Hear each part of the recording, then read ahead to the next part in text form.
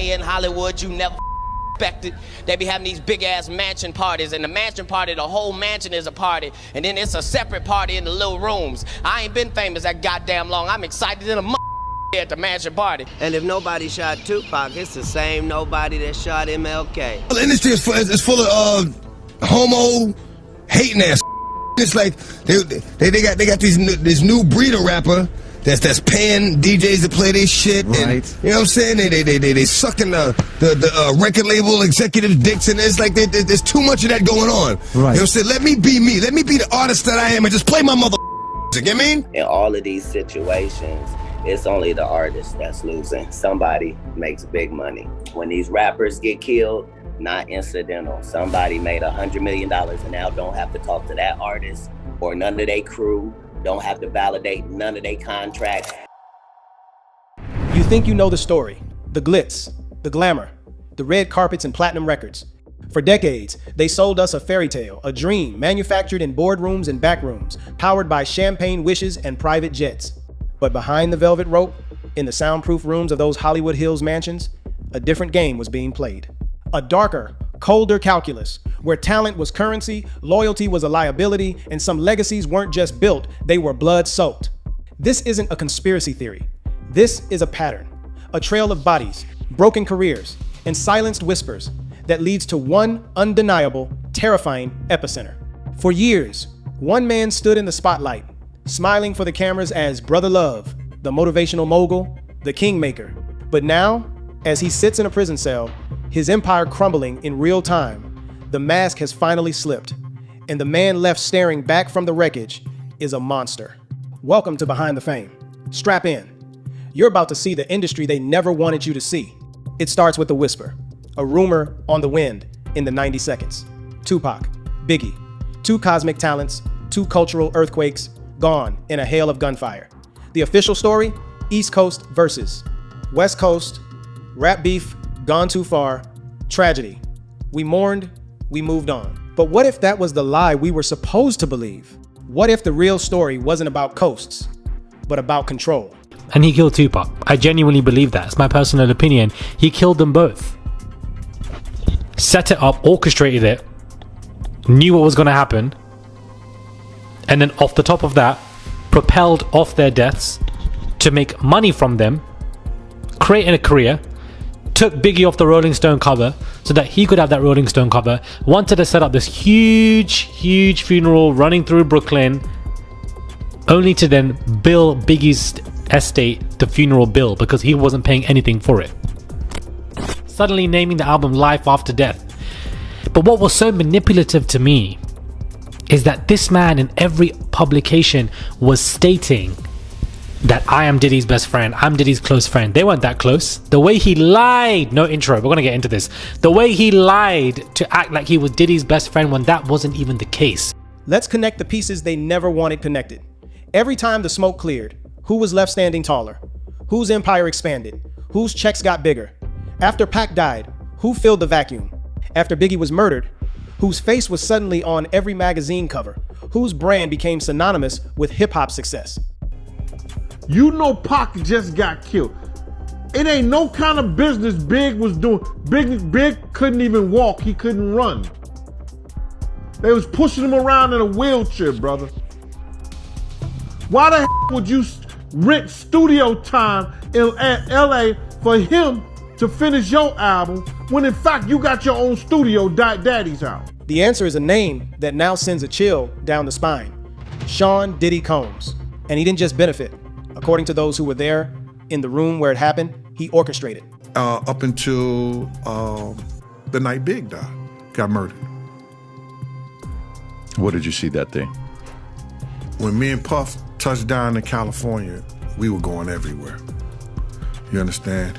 He got connected with Sally Richardson, and we were going to the movies. We were going to the House of Blues, everywhere. So I called Kirk Burroughs, oh, your man, I thought you said we wasn't going nowhere. Puff is going everywhere, and it's just me and him. So I said, yo, wow, they're coming to get us. So I called Kirk Burroughs. I told Kirk Burroughs we need more security. Because at the time, we only had myself, Kenny Story, and Paul. And Paul had hired a cop from Inglewood. We only got 4 security out there. You know what I'm saying? And here we got Puff, Big, and they entourage, the whole 9 yards. So, he tells me that Puff is not getting any more security. This wasn't comedy. This wasn't a beef for clicks. This was a warning. A warning everyone laughed at until they couldn't anymore. For decades, Katt Williams was the industry's prophet they dismissed as a court jester.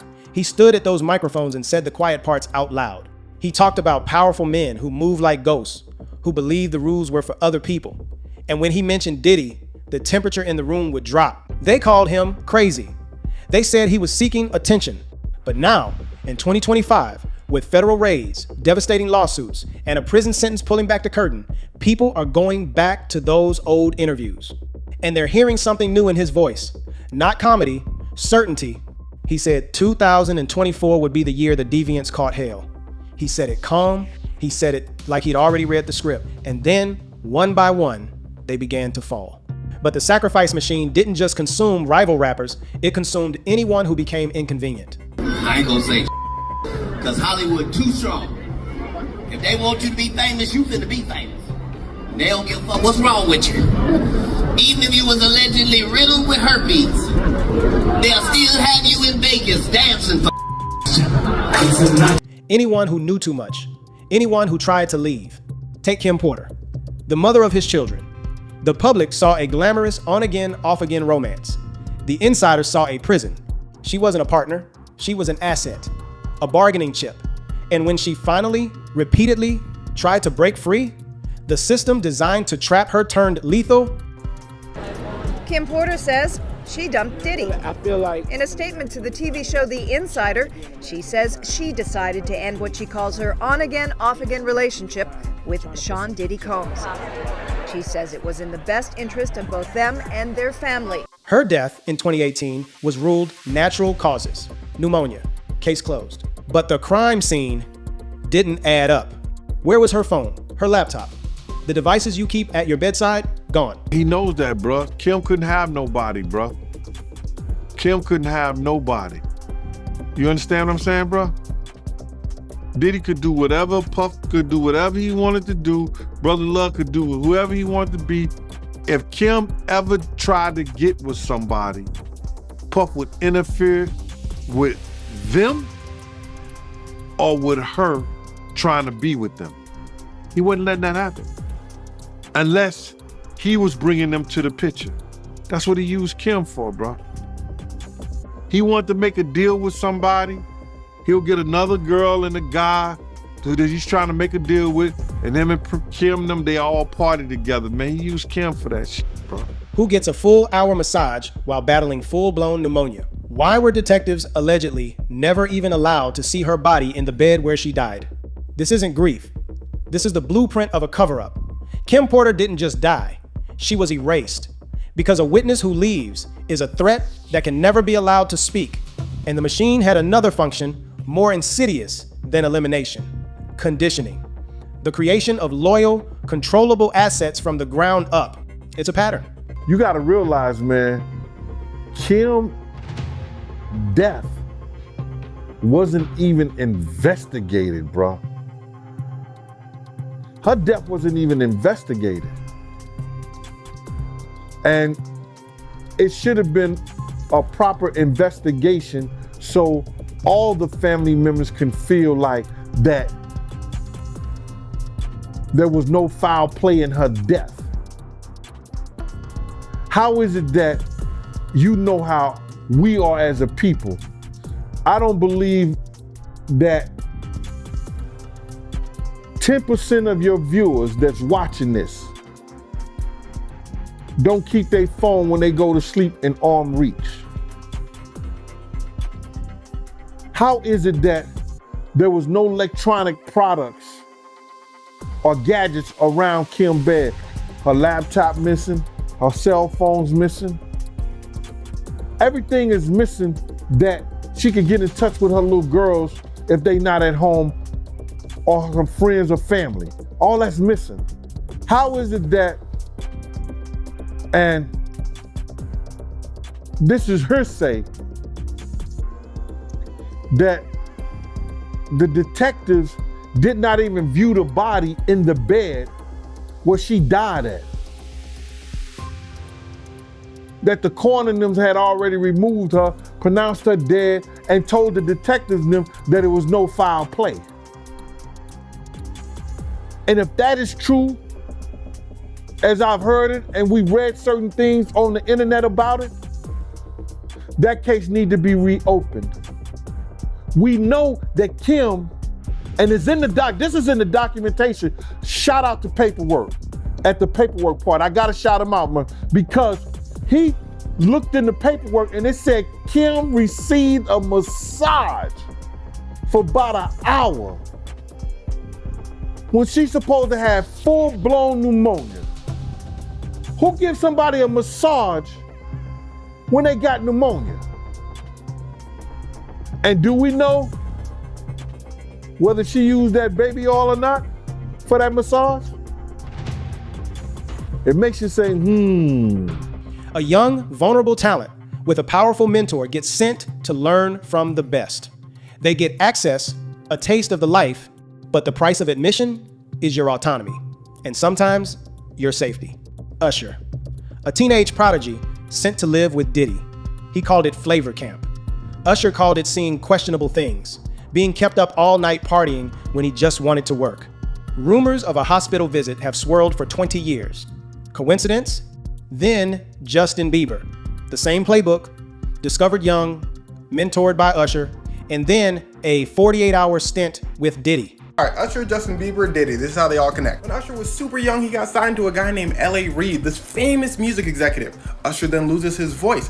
L.A. Reid wants to help him, get back on track, so he sends him over to this guy named Puff Daddy. And as you can imagine, Usher had a problem. He just didn't know it yet. See, Puff Daddy was this up-and-coming music executive who could really turn someone into a star. He put them through this thing called flavor camp. And during Usher's term in this flavor camp, he lived with Puff.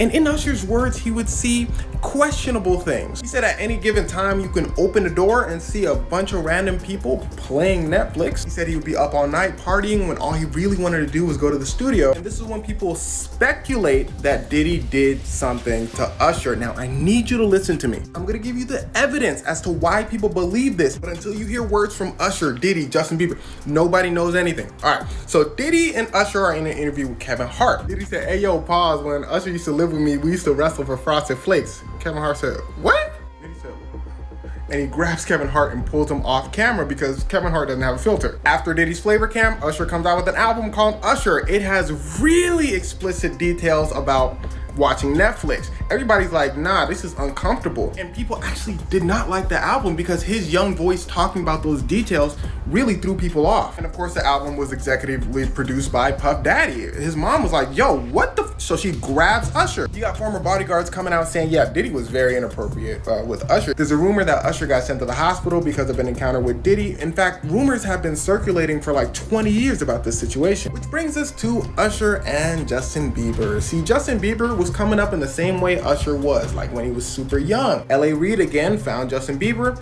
Usher and Justin Timberlake both wanted to sign Bieber, but Bieber chooses Usher and Usher basically becomes a mentor. Now, Usher then sends a young Bieber to Diddy for 48 hours. And in this interview, Diddy's saying stuff like, man, Justin is doing things that any 15-year-old would dream of doing.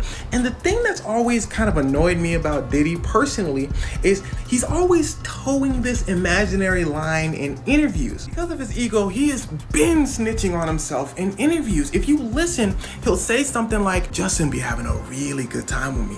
If no one acknowledges it, he'll be like, but I can't say too much.